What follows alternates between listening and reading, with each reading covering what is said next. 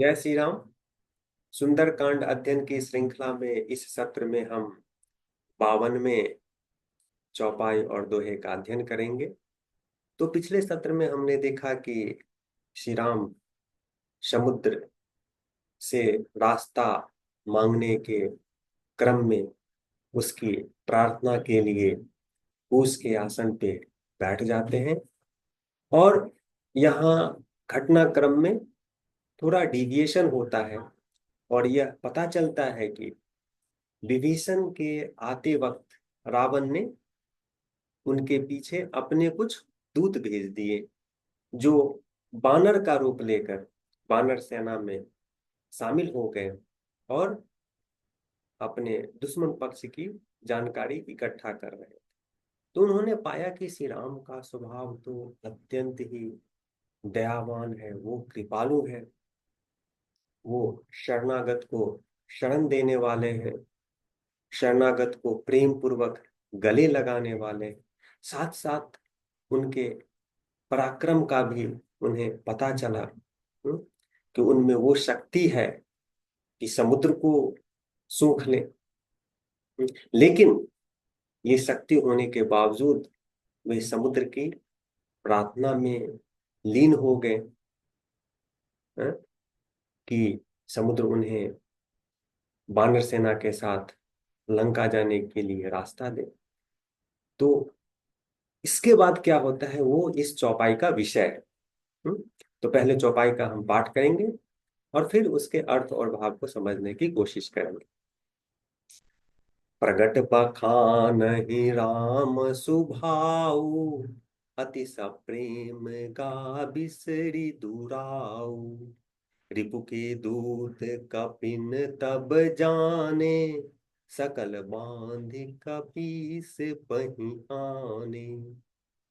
तो ये रावण के दूत इतनी ज्यादा प्रभावित हो जाते हैं श्री राम के गुणों से, वो श्री राम का गुण गाने लगते हैं और वे भूल जाते हैं कि वे रावण के दूत हैं और उन्हें छद्म भेष में रहना है।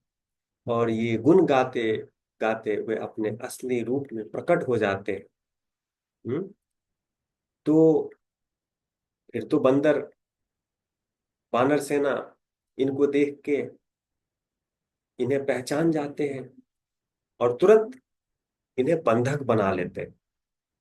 और क्या होता है, कह सुग्रीव सुनहु सब बानर, अंग भंग करी पठबहु निशिचर। सुनि सुग्रीव बचन कपि धाये, बांधि कटक चहु पास फिराए। बहु प्रकार मारण कपि लागे, दीन पुकारत तदपि न त्यागे। और इन राक्षसों को वानर सेना बांध के सुग्रीव के पास ले जाते हैं। तो सुग्रीव कहते हैं कि इनका अंग भंग करके वापस भेज दो। तो वानर सेना फिर इन राक्षसों को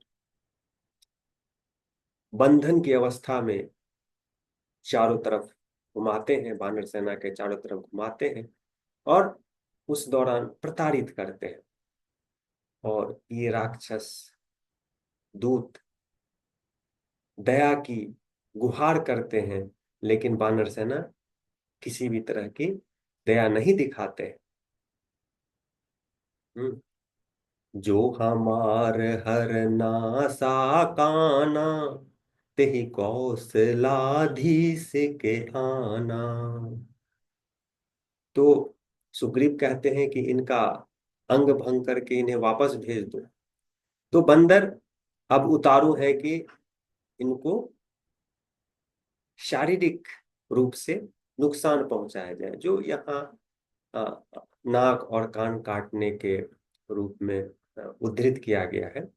तो शारीरिक नुकसान के लिए ये तैयार हो जाते हैं। तब राक्षस लोग कहते हैं कि आप लोगों को श्री राम की सौगंध है, अगर आप मेरा अंग भंग करते हैं, सुनी लक्ष्मण सब निकट बुलाए, दया लागी हंसी तुरत छोड़ाए। रावण कर दीजहु यह पाती, लक्ष्मण बचन बाचु कुल घाती। तो जैसे ही ये राक्षस कहते हैं कि आपको श्री राम की सौगंध है कि आप हमारा अंग भंग करेंगे, तो लक्ष्मण उन सबको निकट बुलाते हैं और दयावान होकर मुस्कुराते हुए वानर सेना से कहते हैं कि इन्हें छोड़ दो, इन्हें छोड़ दो। और फिर इन राक्षस दूतों को कहते हैं, रावण कर दीजहु यह पाती, लक्ष्मण बचन बाचु कुल घाती। लक्ष्मण जी कहते हैं कि तुम अपने राजा रावण को ये पत्र दे दो। पाती, पाती का मतलब पत्र होता है। रावण कर दीजहु यह पाती, लक्ष्मण बचन बाचु कुल घाती। और आप उसे बताएं कि लक्ष्मण का क्या संदेश है। तो यहाँ लक्ष्मण जी रावण को कुल घाती कह के संबोधित करते हैं, क्योंकि ये अपने कुल के विनाश पे उतारू है। तो इस तरह से इस चौपाई का अंत होता है। और अब दोहे का पाठ करते हैं। कहे हूँ मुखागर मूढ़ सन, मम संदेशु उदार, सीता देई मिले हूँ न, त आवा काल तुम्हार। लक्ष्मण जी कहते हैं, हे राक्षस दूत, ये जो मेरा संदेश है, जो इस पत्र में लिखा है, जो उदार उदार संदेश है, वो अपने राजा को सुनाना और बताना कि सीता मैया को वापस कर दे, अन्यथा उसका काल बहुत जल्द आने वाला है और वो अपने विनाश का, अपने कुल के विनाश का कारण बनेगा। तो इस तरह से 52वें चौपाई और दोहे का अंत होता है। अगले सत्र में हम 53वें चौपाई का अध्ययन करेंगे। तब तक के लिए धन्यवाद।